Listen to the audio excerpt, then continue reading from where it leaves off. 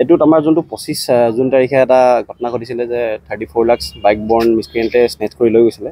আমি এইটো CCTV footage analyse কৰিলোঁ, টেকনিকেল এভিডেঞ্চ চাইছিলোঁ আৰু কালি ৰাতি আৰু আজি ৰাতিপুৱা আমি এনেকৈ অপাৰেশ্যন চলাইছিলোঁ ধুবুৰী, চিৰাং আৰু কোকৰাঝাৰ বিভিন্ন জেগাত।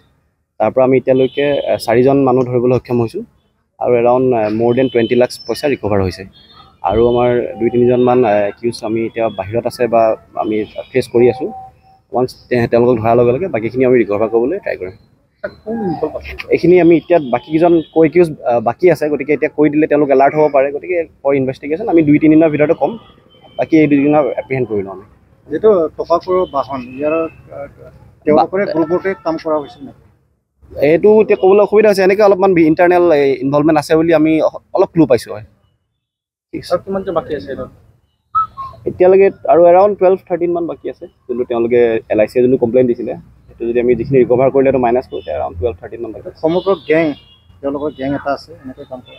গেং মানে তেওঁলোকে গোটেই প্ৰি প্লেন কৰি লৈছিলে। মই যিটো ইনভেষ্টিগেশ্যন বাকী কেইজন ধৰাৰ লগে লগে আমি গোটেইখিনি ডিটেইল ক'ব পাৰিম।